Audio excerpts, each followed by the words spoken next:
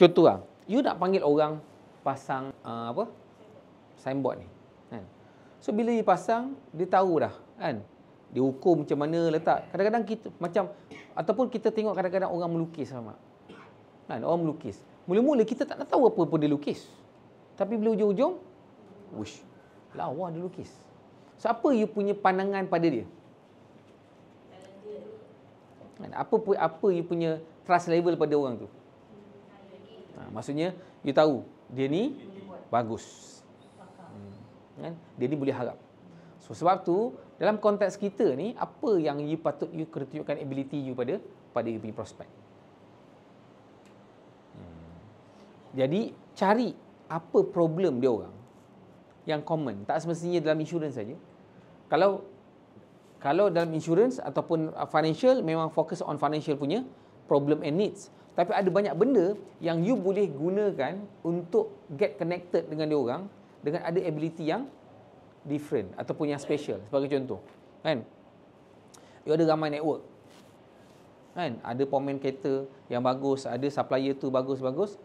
You jumpa orang, you nampak dia ada, mungkin ada problem tu, you jadi matchmaker, faham tak? Tak apalah, saya rasa saya kenal orang ni, tak apa, saya bantu.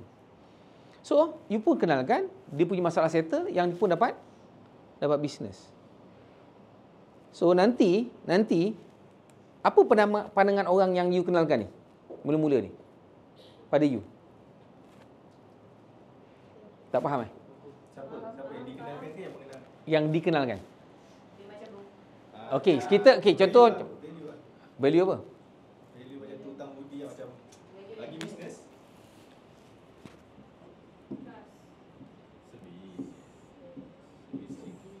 Servicing punya mindset. Faham tak? Servicing punya mindset. So sekarang ni servicing.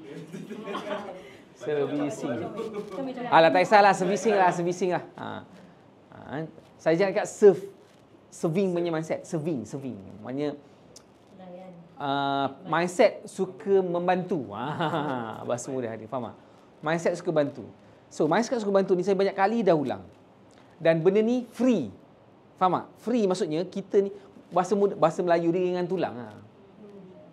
Kan? Ringan tulang. Maksudnya kita minta tolong apa pun kadang-kadang kita tak perlu disuruh kita bantu. So ini antara kita panggil aset pada diri kita sebagai seorang yang buat servicing untuk you belajar improve.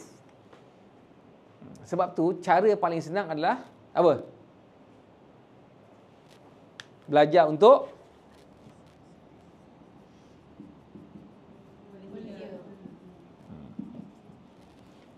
volunteer.